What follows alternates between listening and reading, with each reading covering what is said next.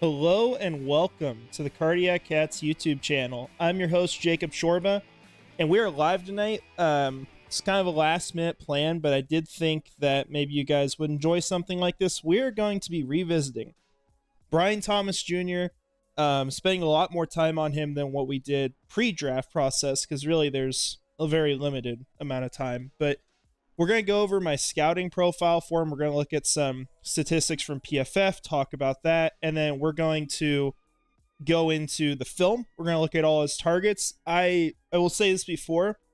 I wanted to throw in blocking as well, be able to take a look at it. I watched like half of a game, and there was not a single play where I could see anything. So I don't know what it was. Like, I still think he blocked quite a bit on their team for the run game, but just could not get anything I could actually see on the screen. He'd go off, and it was frustrating. So I did not get that, but that's what we're gonna do. We're gonna start that here in a second. Got Mr. Dolphin here. I'm hoping you'll like the pick more after this breakdown. I liked the pick with Brian Thomas Jr. Like I would give it a good grade.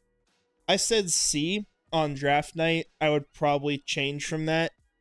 The issues that I have, and we'll kind of see how this holds up tonight, because to be completely honest, I'm doing this all live. Like, I did not go watch everything regarding him this last season before this. We're going to reevaluate it. We're going to see how far I'm off and try to be honest about it. But I did like the pick. I know my brother liked it a lot more than I did because that was his guy. But I think it made a lot of sense. I think they needed to invest in a wide receiver, and probably the biggest argument for Brian Thomas Jr. was that if he was out in this next class, and I still stand by this, having gone through the receivers, it's the one position that I've done for 2025 so far, he would be wide receiver one. I don't know if there would even be too much of an argument this year. I think the only way would be if maybe a guy like Luther Burden, who plays very similar to, and this will sound terrible, but he plays similar to Deebo Samuel. Like, not a great route runner. He's a explosive, like, yak guy after the catch. He's strong. A lot of that kind of game to him. Maybe if he was a better route runner, Brian Thomas Jr. could be wide receiver too. But I stand by what I said about him. I actually like a lot of my notes from when I scouted him, but we're going to try to get maybe a little more in depth. Maybe talk about his route tree a little bit. I know that's the one thing that people criticize so much with him. But yeah, we're going to jump into all that stuff. So I'm going to try here. I'm going to pull it up on my phone to monitor what you guys got, because it'll be kind of hard since I can't have it up on my computer. I'm going to have the screen filled. So I'm going to pull this up on my phone so I can see the chat. Give me 1 second here. Okay, got it up here. So, yeah, okay, we got Ryan. How we doing? Having a good night right now? Yeah, I'm definitely enjoying my weekend. I'm glad I'm off now. Got home. I started work at like 3, so I caught up on some sleep this afternoon from the week, and I'm ready to go. Mr. Dolphin, one thing I picked up on his film is I don't think he gets talked about enough, or what doesn't get talked about enough is his route running being underrated. He's super subtle yet effective. Yeah, I think I would agree with that. And he was talked about as actually a decent route runner on one of my favorite shows this offseason. I would generally agree. Not a perfect route runner for sure. He's got room to grow. But that's going to be a lot of the theme with Brian Thomas Jr. is that the ceiling is immense. You see the growth. And it's a question of, like, what is the team going to do with him for the next 4 years? And I really like the situation in Jacksonville. And that goes for a lot of these picks, where I wasn't always a fan of where they were picking players, because a lot of them felt like reaches. Like Mason Smith, we'll take him for example. I was not thrilled when they made the pick. You can go back and watch me react, and you will see that. But talking about the fit for him, I thought it was phenomenal, because he's going into probably the best situation he could of all the 32 teams. He's around a lot of people he's known. People in Jacksonville, in the organization, understood the situation with him, why he hasn't developed. They had a good grip on it, much better than what the other 31 teams did. And maybe they had conviction, and I would assume they had conviction on things that we just don't know. And so with Brian Thomas Jr., I kind of see it in the same way that it's a good fit. It's a smart player to go get. And I think that given the top 3 players went off the board, this might be the best shot at a receiver for a few years. I think it's going to be better than what there is in 2025. And for this team, you got to try to get surefire prospects. So, yeah, his release package, we'll definitely look into that as we watch film here. So let's go ahead. Let's jump into this. I've got 3 things we're going to go through, and then we're going to go into the actual film. We're going to watch all his targets this year. I'll try to kind of pause as we go, talk about what we see. Getting into my notes on him. And I'll give you guys a nicer graphic for this so you can see that. So Brian Thomas Jr., he ended up as my 25th overall prospect in this class. If I could go back and change that, I would. However, I'm not doing that with my board. My board is finished, right? The draft took place. Your opinions after don't matter because, well, you already made the picks, right? And the teams made the picks, that is. So I was having a lot of debate on Thursday last week about Brian Thomas Jr. and A.D. Mitchell. And a lot of it stemmed around the stuff rising with A.D. Mitchell. I was already, throughout the process, flipping back and forth. Who was the higher player, right? Because to me, I felt like Brian Thomas Jr. might have had a lower floor because I felt like Mitchell, at his worst, is a player who maybe gets 800, 900 yards a year, and you're just wanting him to take that next step because he should be able to, but he doesn't do that. Brian Thomas Jr., on the other hand, I felt like if you threw him out there the first year and said, you are the guy, you need to be the number 1 target, and you put pressure on him, that might be a really bad situation for him. And he might actually bust in that kind of situation. Now, just a thought, right? Not saying he is going to be a bust, and I don't think Jacksonville will do that with him. But that was always a debate for me because I felt like the ceiling was just higher. I mean, in literally every single aspect of the metrics, Brian Thomas Jr. was more physically gifted and more athletically gifted than A.D. Mitchell. And so there was a big debate there. But Brian Thomas Jr., getting into the notes on him and all the stuff here that we've talked about before, but we're going to revisit it. He is an X receiver. That is a very clear thing. Jacksonville, going into this offseason, did not have an X receiver. They had essentially, I would say, 2 Z's playing outside. I don't think Zay Jones is like a contested catch monster. And then talking about, Calvin Ridley, you could almost argue he's better in the slot. But he's someone who moves around a lot. He fits that Z role. They asked him to do some X things. It just really wasn't a great fit. And so Jacksonville needed to rework the receiving core. The weird thing is that they signed an X receiver in Gabe Davis.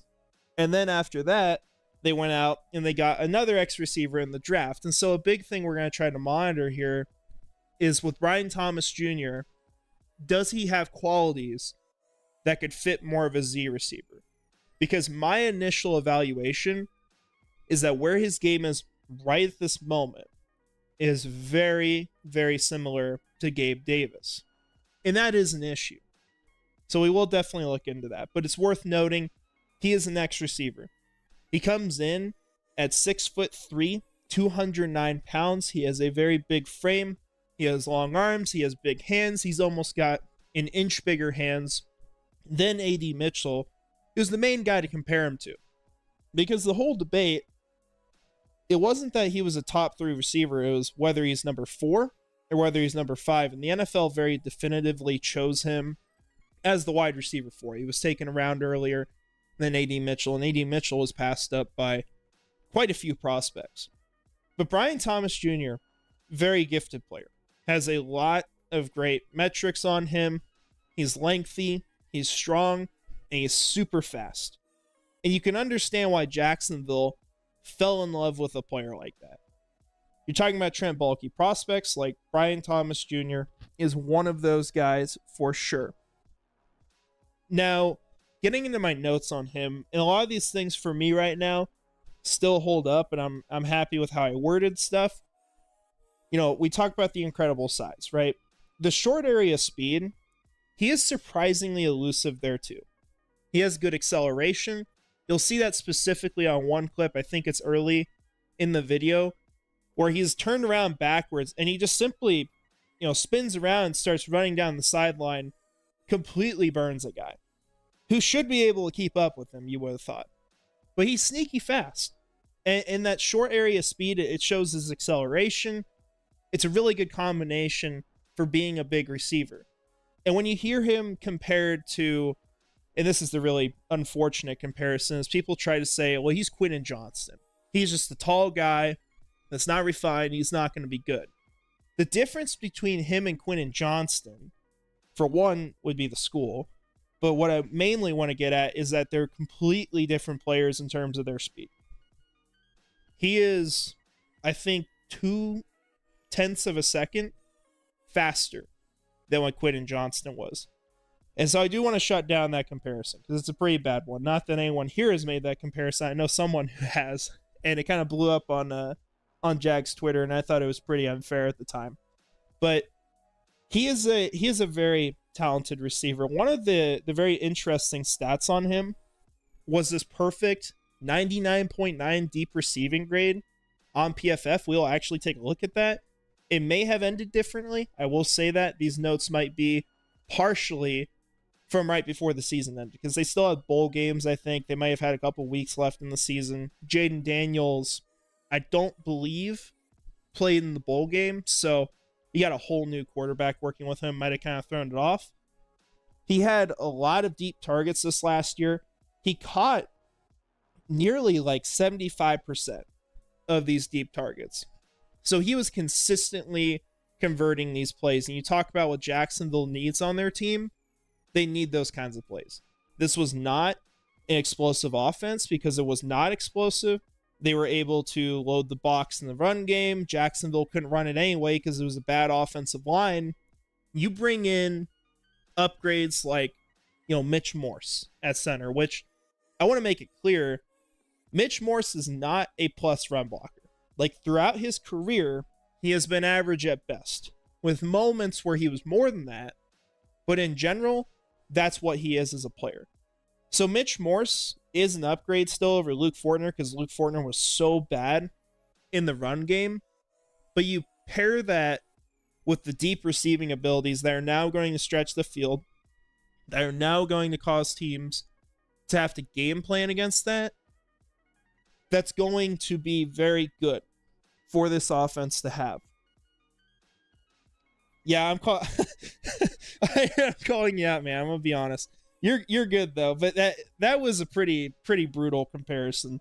A lot of people fell for that though. Like seriously, I mean, I saw that post on Twitter, and it was too many reactions. I'll just say that. And that dude literally, I think like in the entire Jaguars community, probably dropped like an entire round in the general consensus of us where he should be drafted, and everyone was higher on AD Mitchell because of it. But yeah, no, you're good. But that was a brutal comparison, so I had to throw that out there. But talking about some other things here, one of the things you'll notice with Brian Thomas Jr., he is a super smooth receiver. We'll see that on film. He moves around well. He's not twitchy necessarily. You'll see a little bit of Malik Neighbors when we're watching this because he's obviously on the field too. He doesn't have that same kind of twitch. He doesn't have that explosion in his game as much. But he is a silky smooth player. He has solid short area quickness, good acceleration. The final note I have on him here, and I kind of hit on this already, he is, to me, right now, undoubtedly the best receiver in the next class if he had come back to college. I think that's where he would have ended up. He had the most tools. This is also a class where a lot of the top guys, they're slot receivers. They're not guys you want to play outside a ton. Maybe you could put Luther Burden out there. I know Emeka Buga, kind of debate.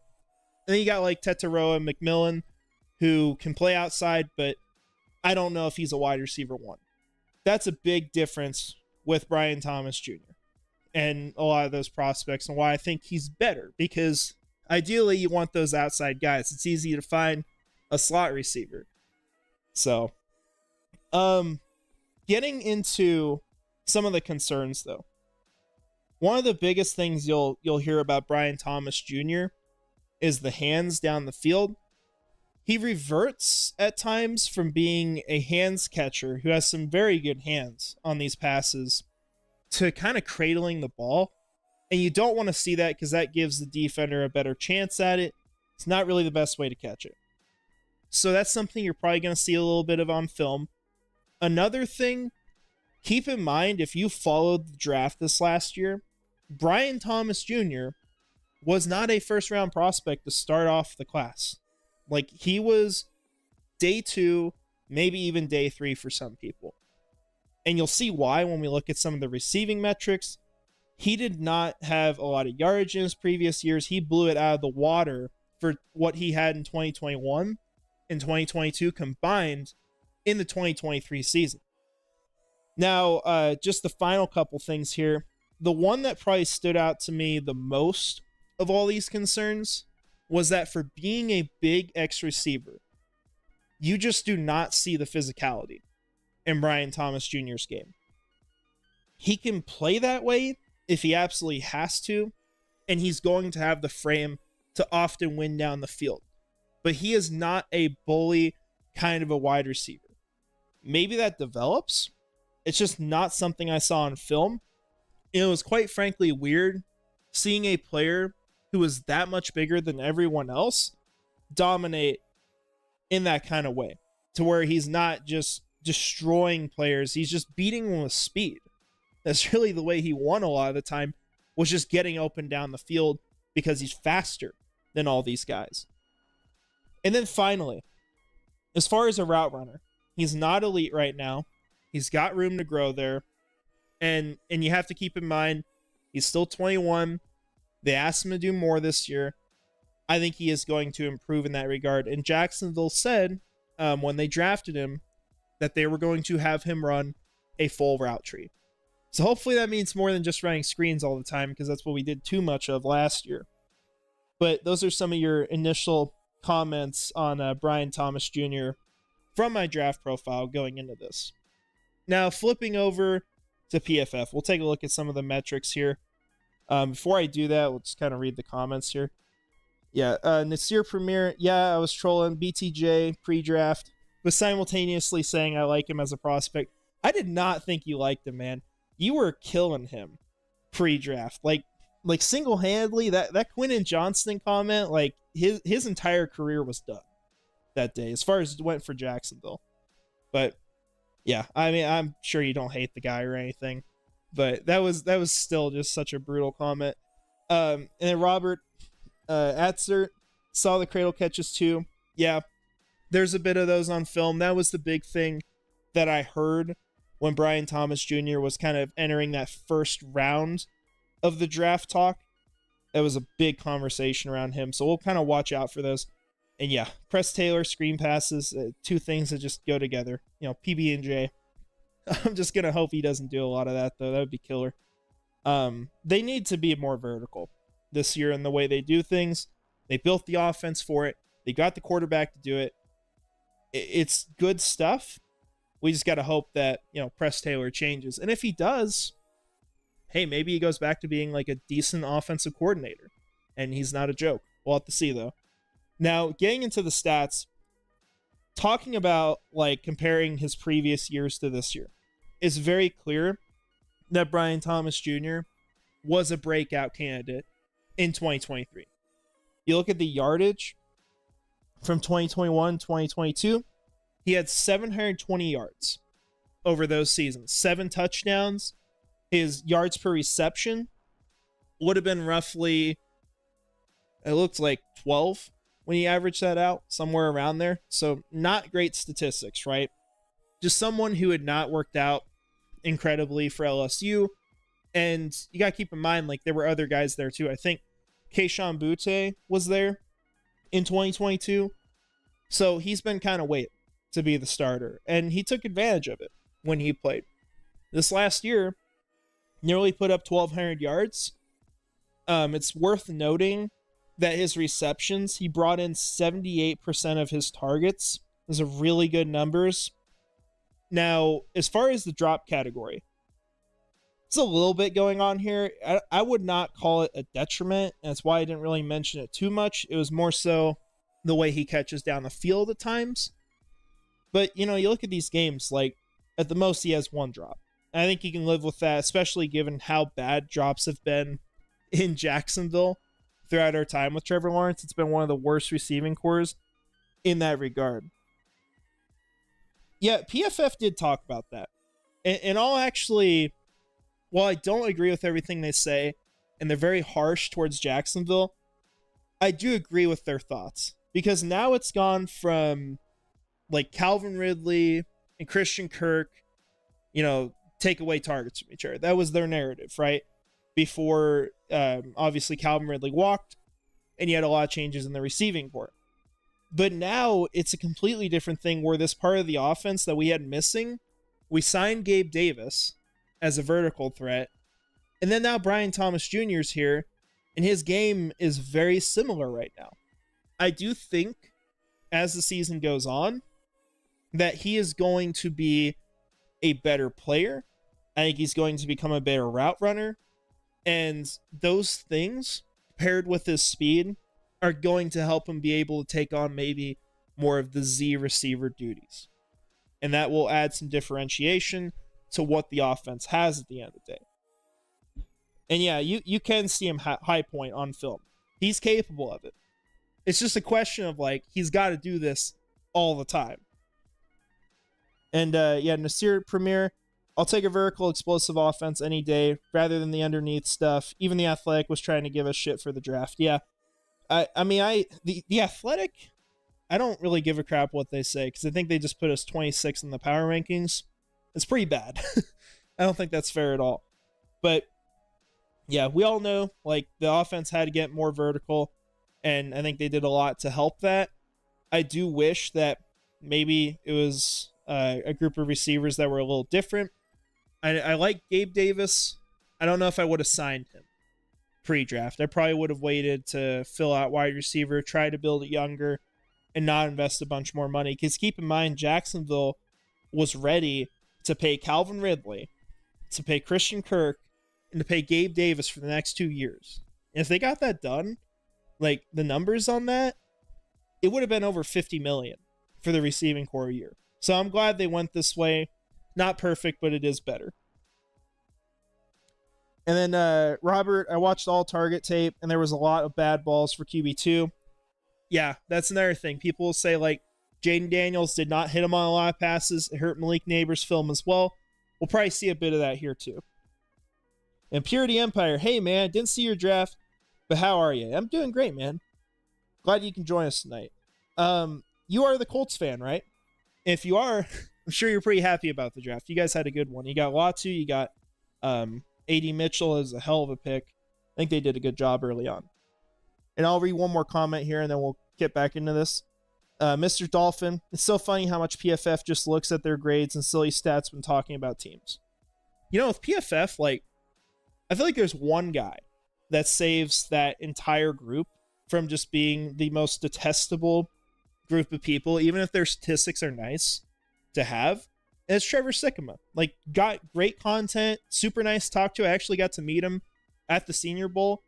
The rest of those guys are, like, just so unlikable. Like Sam and I don't know if it's Brad or what the other guy's name is, but I can't stand watching some of their shows. Like, they're a very frustrating group. Very much like everything's analytics. We don't care about the film, and that's why they hate Trayvon Walker still. But yeah, hopping back into this for the moment, I mean, you can see very clearly the improvement this last year from Brian Thomas Jr. Now, another thing I want to note, just going back to this for a moment, I didn't read the summary. One of the things I mentioned is that in the 13 games that Malik Neighbors and Brian Thomas Jr. played together, Brian Thomas Jr. outproduced him in 6 of those games. Something exciting to think about, especially given how good of a prospect Malik Neighbors is. So Thomas, like, he can take on that kind of workload, and you can see in the stats here, he's got a lot of 100-yard games, a lot of big games. He also has some where not a whole lot happened. You know, you look at Auburn, for example. Look at Alabama. Some of those matchups. I know Alabama was a rough one. I think Alabama's secondary got the best of them in a lot of ways. At least Brian Thomas Jr. Now, going to receiving depth. We'll take a look at that real quick. Actually, I do want to see how much they used him in the blocking game. Yeah, 281 snaps. You can see he kind of averages out, 60. That's average for PFF, so nothing really stood out there. I wanted to bring in film, like I said, but my evaluation based off these numbers and just knowing what he is as a prospect, I would imagine some of this just goes from the general lack of physicality that you get in Brian Thomas Jr.'s game. Now, this is where things get exciting. Talking about Jacksonville, and it is still the case. He has a 99.9 grade going deep this last year. It's incredible. 12 touchdowns, 44 yards of reception, 670 yards, brought in over 2/3 of his targets down the field. So great stuff there for Brian Thomas Jr. He was a monster down the field. So definitely like that. You see, there was not a lot of stuff where they're throwing to him behind the line of scrimmage. In fact, there were 0 plays here. Although it shows 4 up here for some reason. Not sure why that is.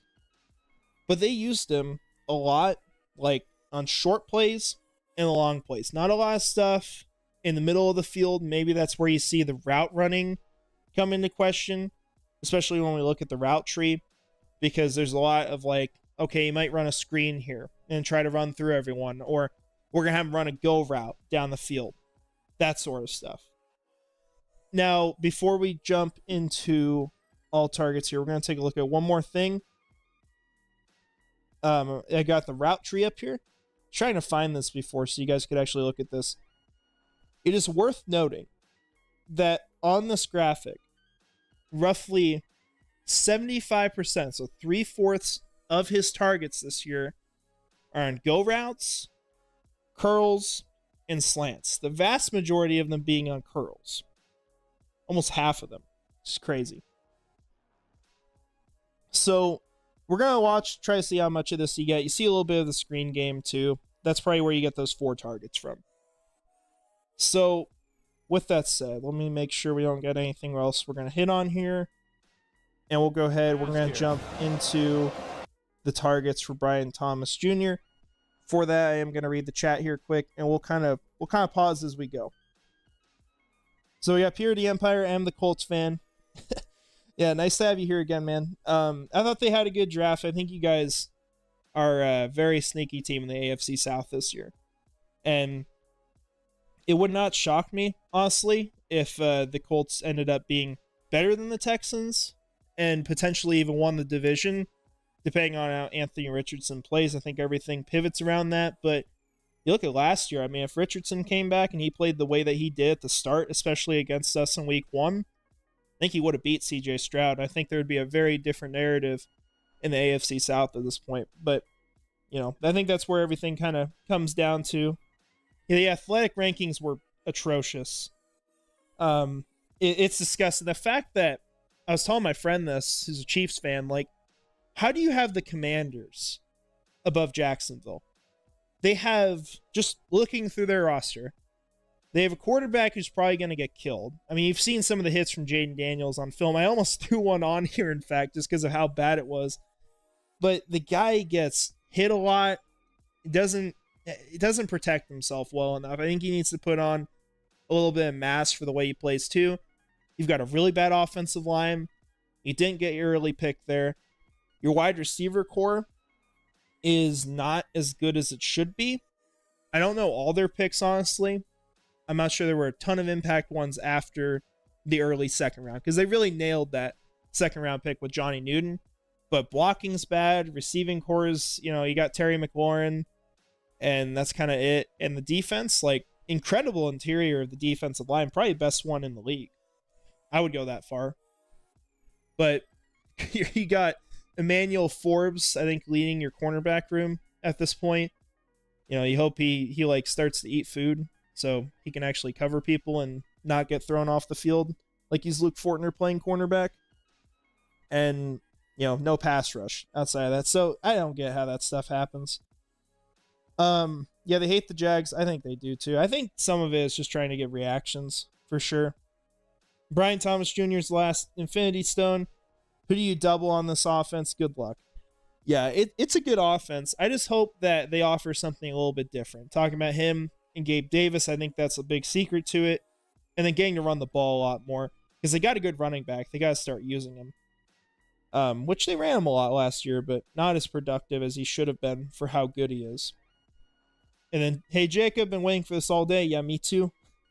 Excited to talk about it, jump into the film. The Raiders above us too. That one's bad.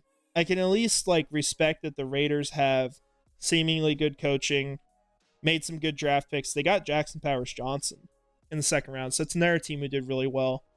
But the roster talent, I don't think it's the same.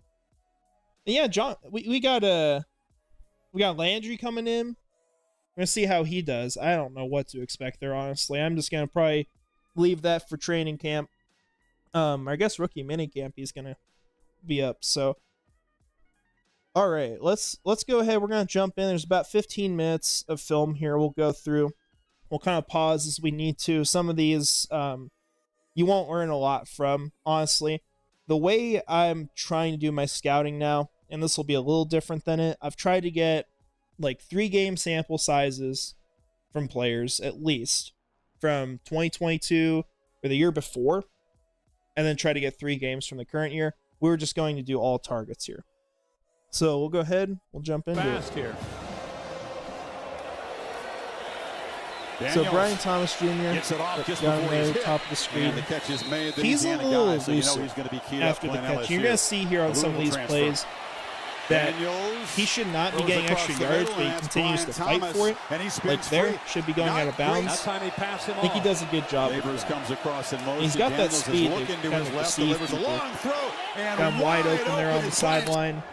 Seconds ticking away. Will they get the playoff? They just do.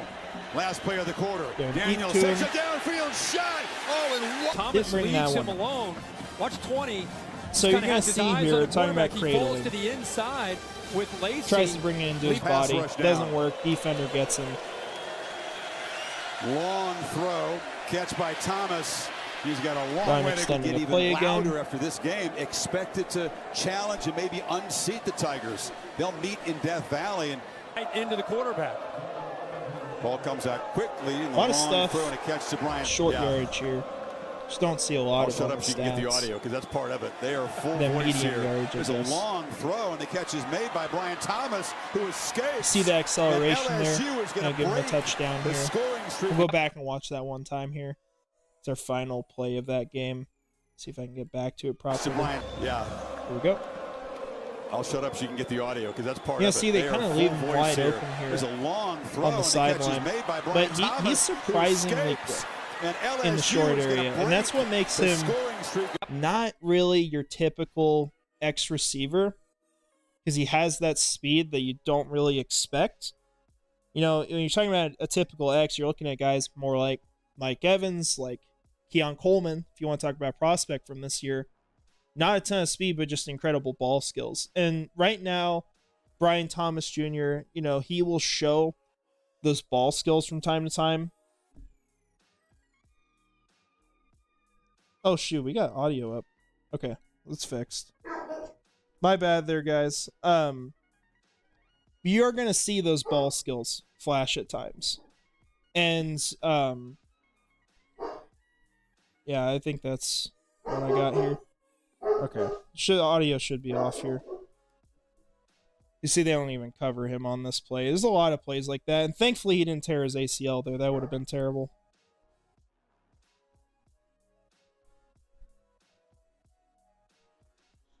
You see once again kind of cradling it. It's sort of on film, flips back and forth a lot of times. Get one of those screen passes finally, one of like the 4 he ran.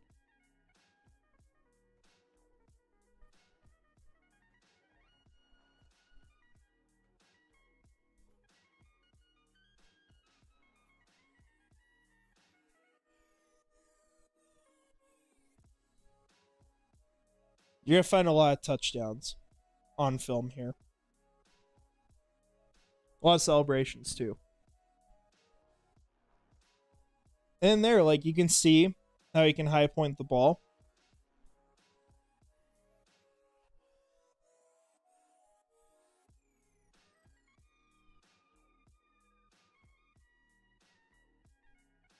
Now, that's probably one of the only plays you're going to see him run. I believe it's a out route or one of the flats, actually. You're not going to find a lot of that on film. Actually might be the one play where he does that.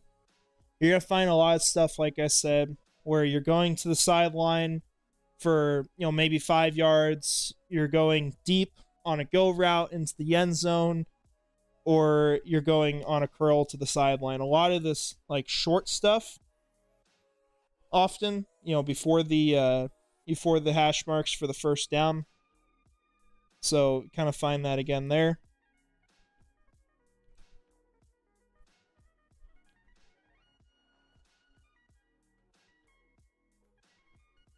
I don't know if that was his actual route there. Wasn't really run that well. But nevertheless, he's got the speed to separate on routes, which is going to be really nice in Jacksonville. We have a lot of fast receivers, especially talking about Christian Kirk. And you see a little bit of that elusiveness here on this play. We'll see it again, where he's a good deceiver. I don't know if he gets some of that from Malik Neighbors, but he's got that smoothness to where you can't always tell where he's going.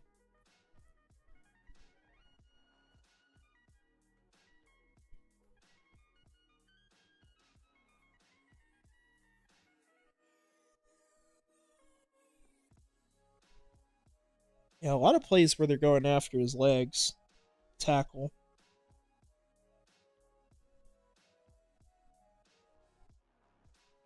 We'll pause for a second here. Nasir Premier, I noticed he was avoiding contact a lot after the catch when I did a deep dive. If he wasn't able to juke a defender, there wasn't much footage of him actually breaking tackles. Not necessarily avoiding contact, but not doing a lot to break them. Yeah, you can find a lot of that on the film here, where he's if they get to his legs, for one, he's screwed a lot of the time. He's not able to do much after that. He's often relying on juking defenders. A lot of his best plays show that, like especially the one where he gets wide open down the field. We're going to find it at some point here, where Jaden Daniels just completely underthrows the pass to the point where, like, he literally has to come back for the ball. It's almost like you're watching Tua throw it. And then he ends up, after the play, being able to juke everyone. And that's where you find a lot of the good stuff from Brian Thomas Jr. So yeah, I would definitely agree with that. Carmado's not going to be a lot since Balky didn't fix the O-line. It's better. It's not fixed, though. I would agree with you. I really wish that in the second round they had made a move for JPJ. I know he probably wouldn't have started immediately, but when you have those opportunities to invest in the offensive line, you got to do it. Especially when you're paying this much money for so many players that just aren't that great. You know, and you got a deep offensive line class we just went through. So, right there with you. And yeah, I think it was the Arkansas game. It was probably Dwight McLeathern on him. So we'll hop back into film here.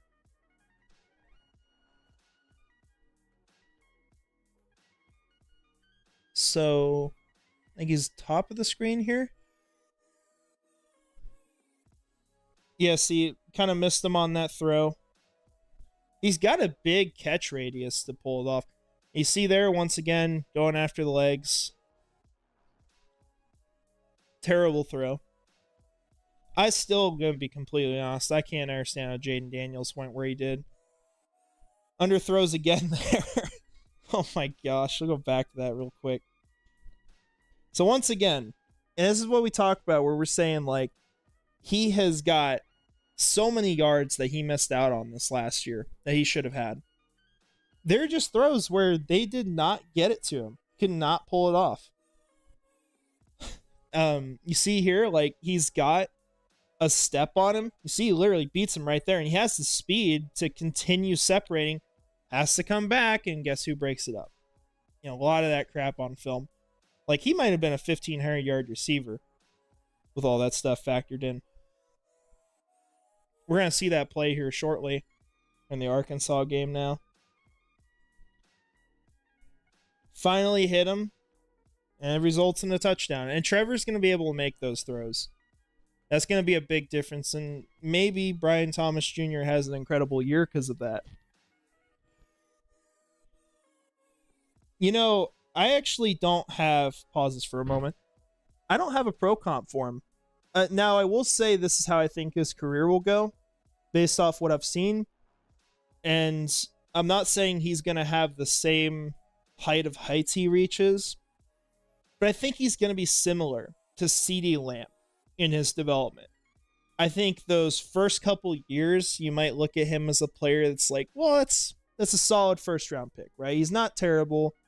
He's not incredible, but he's good. He's a good football player.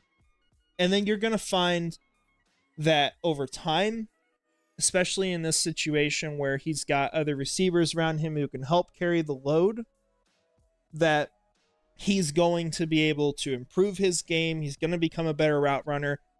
And then I think he might be very similar to how maybe CeeDee Lamb plays the game. He's going to have nice size. I don't know if he lines up in the slot as much, but just that year 3 breakout is something I could see. And yeah, Nasir Premier, glad to have you in here. Sorry about the flack earlier on, but yeah, glad to have you in here. We might do more of these as far as live streams. Might also just record them and upload them. I'm not sure yet what the live stream plan is, but yeah, good luck at the airport. Have a good night. Enjoy your flight. And then Matt Jones, he put his hand up in the air on go routes like Randy Moss. Dude, if he's compared to Randy Moss in any way, we're set. Mr. October, hopefully he can learn from this good wide receiver room for sure. Like, especially Christian Kirk, you know, who is the leader of that wide receiver room undoubtedly at this point. I don't know if Gabe Davis will be the guy, because from what I know of him, his route tree is go deep, and that's generally what he does. But Christian Kirk is a hell of a wide receiver and a hell of a route runner, and he's fast too. You know, maybe that'll rub off on Brian Thomas Jr., and I think if it does, that's a scary combination to have there. So we'll continue along in the Arkansas game. We're going to have I think this is the play here. So watch how he throws this. Completely underthrown. Bobbles it, catches it, and you see the smoothness. You're going to see this again on film. It went deep because the guy jumped off sides. He just burns him on this play. Literally begging for the ball. Comes back. And the rest is history. You're going to find a lot of that kind of stuff on his film. Underthrown passes. Smoothness down the field. Once again, going after his legs, taking him down. Now, I want to note here, to pause, you have not seen a lot of physicality from Brian Thomas Jr. so far. And call me out on it if I'm wrong, because I hope I'm wrong. I wish I was wrong. But there's not a lot of physical play. It's a lot of speed, getting open down the field because you're faster than guys, and then being deceiving in the way that you run after the catch. I think that's really what you see from him. He's a very different kind of deep throw receiver.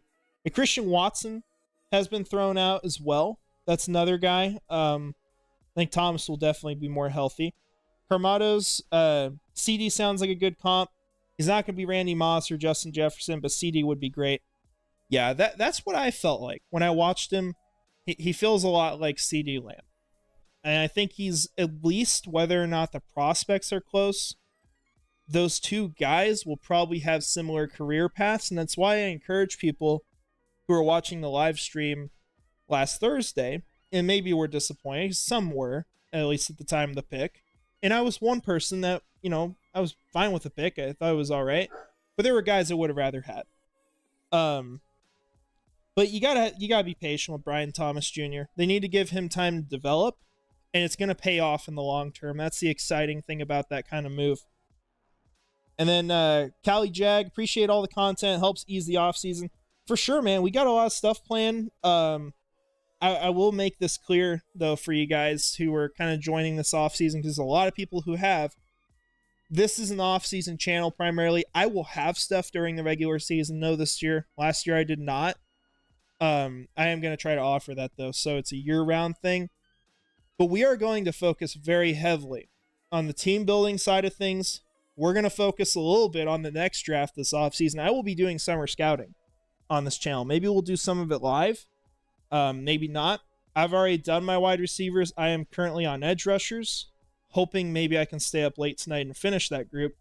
But you're going to find a lot of that. You're going to find a lot of talk about grades from the offseason, how the team looks, thoughts on roster construction, Trent Baalke, all that sort of stuff is what you're going to find here. We're going to try to expand things. I'm hoping I can get someone, I'm not sure who it's going to be, but I'm hoping there's someone in the Jaguars like YouTube community that uploads, that maybe we can do some like game recaps throughout the year. I think that would be nice. But honestly, it's not really my strong suit. So that's why you get a lot of off-season content here, because that's what I'm better at compared to just giving you my thoughts on a game, where it's more just raw emotion, or, well, we played great today, and then I don't have a lot to offer. Matt Jones, not a lot of physical play is where the DJ Chark player comp was mentioned. That's a good point. I might actually go watch some DJ Chark film after this. That is a really good point. That's a scary point too, because it's DJ Chark.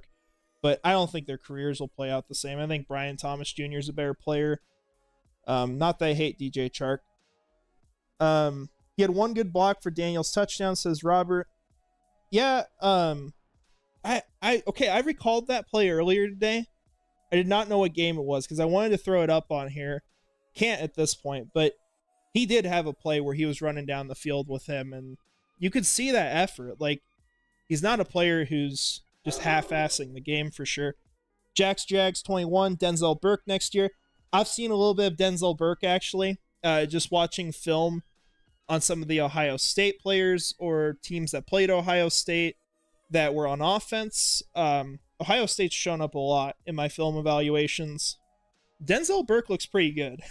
I'm going to watch him soon. My plan, I'm going to go through tackles after edge rushers, and then I'm going to go into cornerbacks. That's what I want to do right now. And maybe next week or this weekend, you guys will get a wide receiver preview for the class. I don't know how well that'll perform as far as like viewers, but I'm still going to offer that stuff because that's what we do here. So let's jump back into this. We are about 5 minutes and we got 10 minutes left to film. Going deep again. It's a good catch. And it's where you can see, we'll rewatch that here again. That's where you see him be able to high point the ball and be good down the field. Not an easy catch. That's not a body catch. Like, that's what you want to see more of. See a little bit. That was Malik Neighbors I was looking at. Another one there. Another hands catch. I think this was the game where the commentator was like talking about he's a Sunday guy and we're not talking about ice cream. Okay, there's a good play right there. There's another one I want to talk about. I mentioned this earlier in the video. He has really good acceleration. Great acceleration, in fact. And you will see him here. It's not against DeAndre Prince. DeAndre Prince is actually down here, by the way, against Neighbors. You will see that acceleration ability from Brian Thomas Jr. Top of the screen. He's turning around backwards, spins around, and just goes right past him. And DeAndre Prince is number 7 if you're looking for him. So he's bottom of the screen there. Nice route there. A lot of separation on these plays. This is going... Okay. So, this was one I saw recently too, I'm pretty sure. where I feel like he got open, right, after they were on the scramble drill, and that's where you want to give your quarterback a shot to get rid of the ball. He got open more because the defender bailed and tried to get after the quarterback. I would like to see Brian Thomas Jr. maybe do a little bit more to try to get open himself. We'll watch it again here, where he's covered, the guy bails off him, and he happens to be open. So scramble drill might be able to improve a little bit, but not the end of the world there. Wide open again. DeAndre Prince misses the tackle.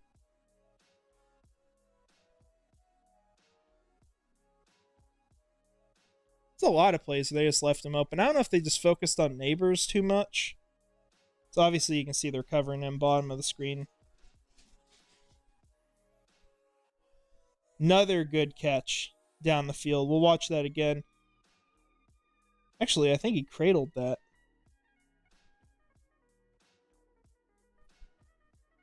Yep, here we go. Yeah, same thing there. I take that back. Probably not a great catch. That you see so much of it bouncing back and forth. And I can understand why people mention that on his film. Yeah, there are a couple here against Prince. Not all of it, though. I think Prince they put mostly on Neighbors on film. And then Dagoon says, Trevor has the opposite issue of Daniels. He overthrows guys. Good luck overthrowing Thomas. LOL. Yeah. He's going to outrun everyone, and he'll be open down the field. And if he's anywhere close, he should come down with it. But, man, like, so much of this film is just start catching it away from your body. Like, strong hands. You definitely want to see more of it. He definitely has it in him. Yeah, Bama was a bad game for him. The worst one was, which one was that? We just saw it a moment ago. He had a game with 2 targets, 7 yards. Yeah, Auburn, which we'll see after, well, 2 games after this. We'll see Missouri first. Okay, here we go. Next play. It's top of the screen. Maybe not. Might not have seen him there.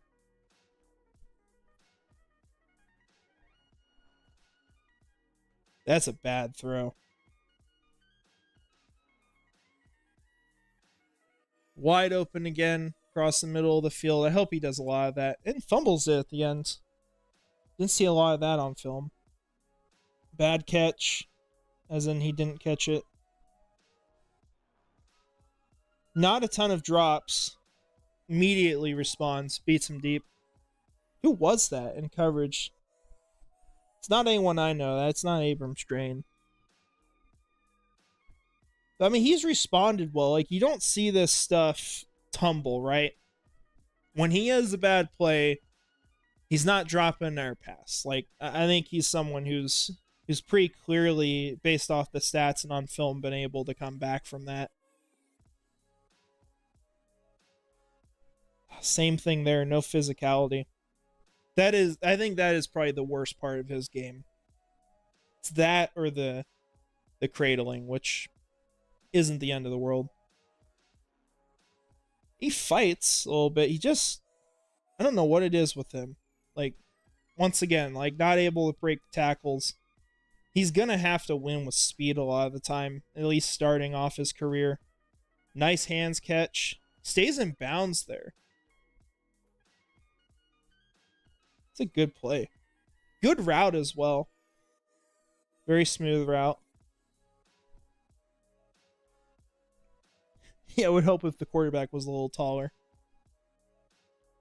That was a nice play. We'll go back and watch that one again if they don't show a review.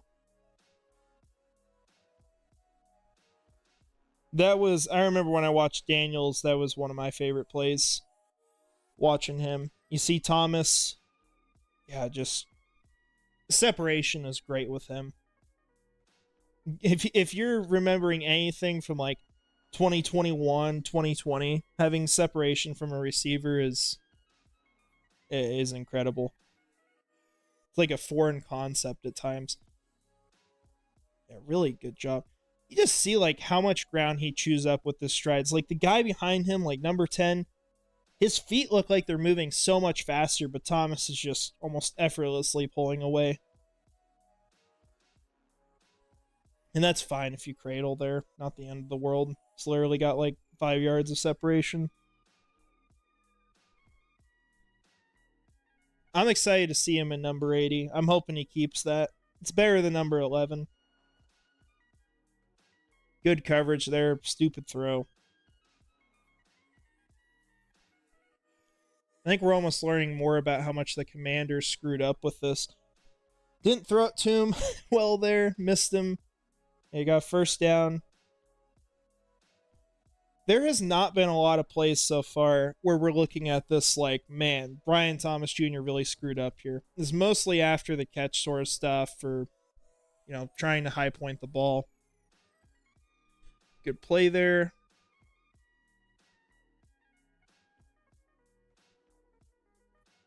That one looked like, go back real quick. Yeah, I think that was a drop. We'll actually see if it was registered as such. Yes, I believe that was his drop.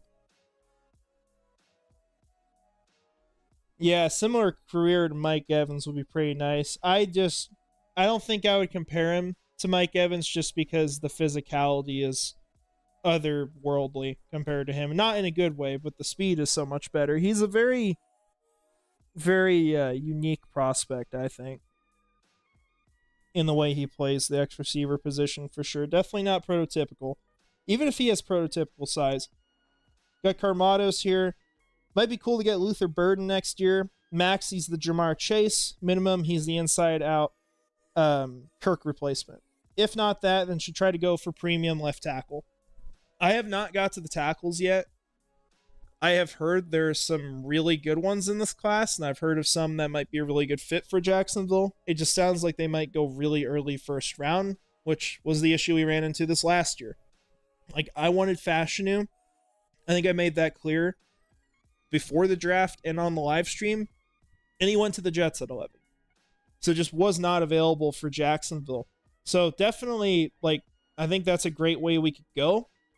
Luther Burden in the Jamar Chase comp, I don't fully see that yet. I've heard a lot of people say that, but maybe at the ceiling, he could become that.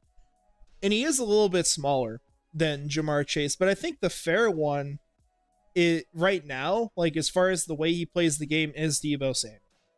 And I've really learned how many players are comped to Deebo Samuel just doing this for 2 years, because he's the one guy you go to if you get a really strong yak threat and someone who breaks a lot of tackles, plays like a running back.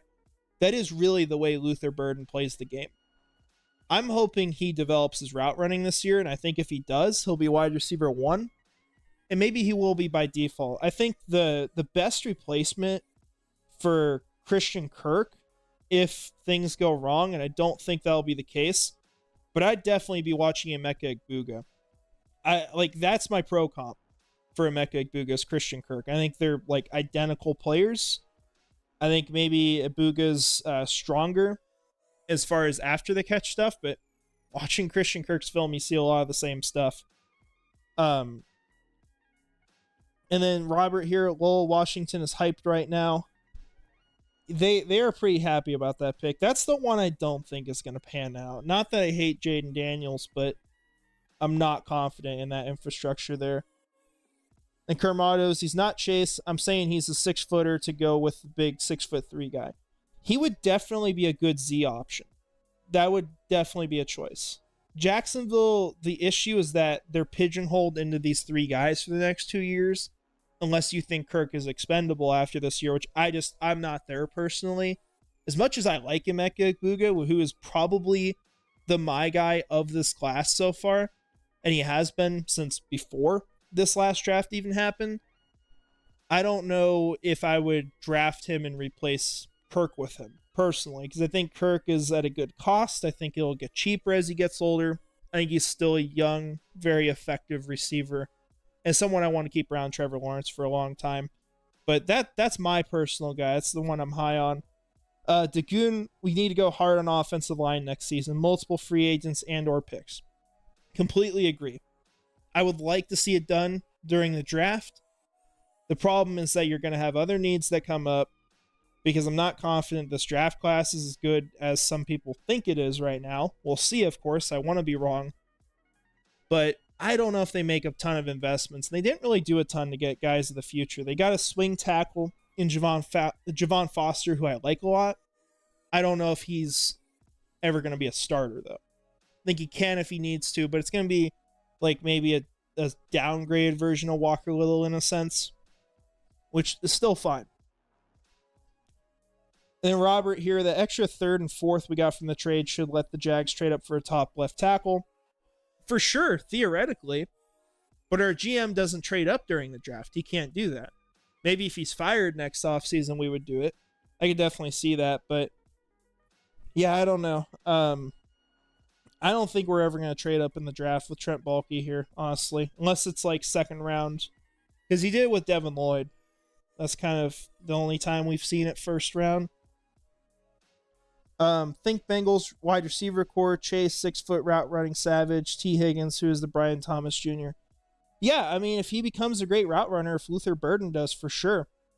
It's just the issue is that's his weakness right now. Like, the stuff before the catch is not super impressive. And I actually ranked him as a late first-round prospect at this moment.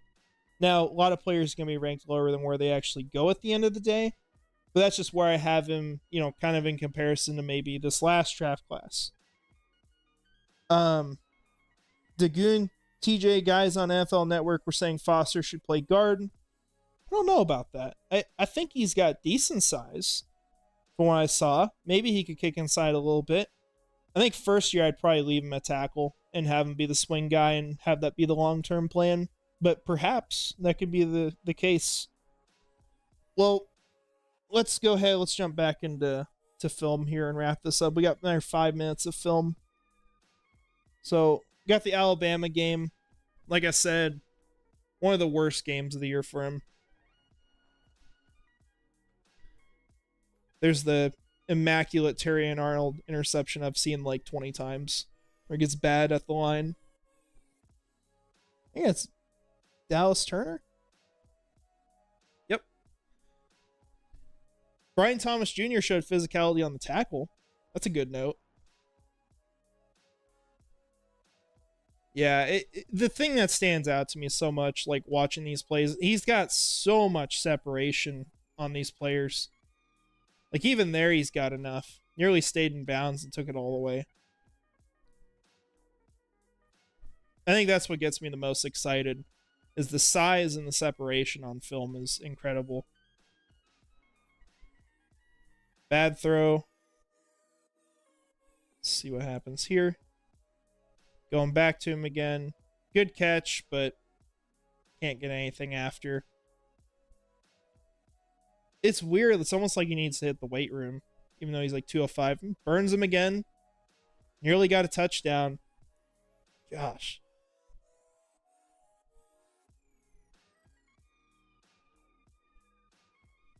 Got a go route. Gets broken up.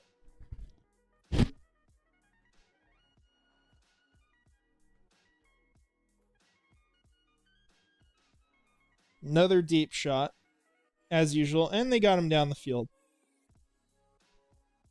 Yeah, it's just I think every game just hits on the same stuff. So much separation on film.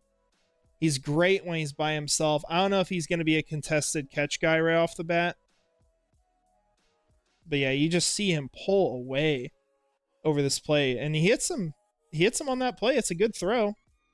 And that might be a touchdown out of that. I'm not sure whether they called that or not. Yeah, I think that's touchdown.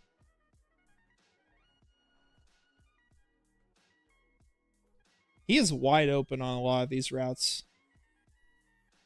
I think we've seen that same thing about 4 or 5 times.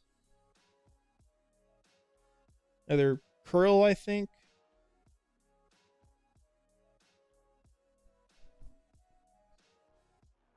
He almost broke a tackle there. We'll have to look and see if we can find how many tackles he broke after this. Yeah, contested catch situation, doesn't come down with it. He is not your prototypical X. I think I've said that a few times here, but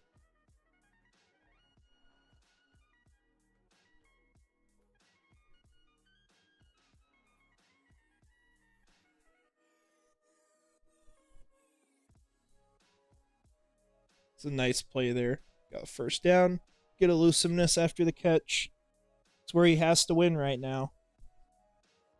Stayed in bounds, first down. He's doing some really good stuff on the sideline.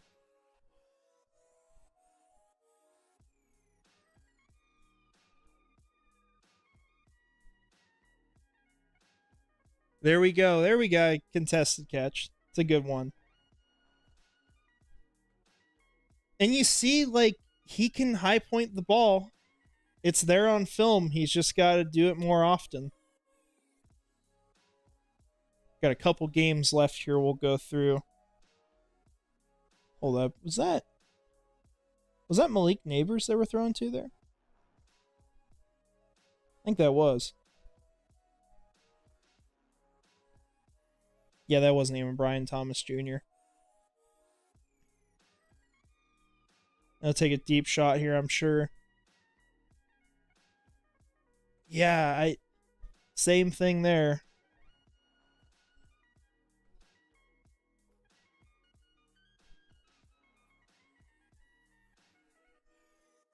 Overshot. Man. I'm hoping that just playing with Trevor Lawrence alone is going to fix a lot of this deep stuff down the field. At this point, we've got to have probably 300 yards, something like that, that's been missed. Because so many of these passes, heck, even like that he could have completed. Which this is the bowl game, I'm pretty sure. So different quarterback, but same kind of issues. I do respect that he played the bowl game as well. Good catch down the field. Tons of separation again. Got just under a minute left to film here.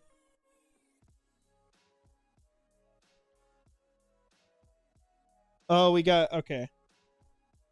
We got a stream issue here. Shoot.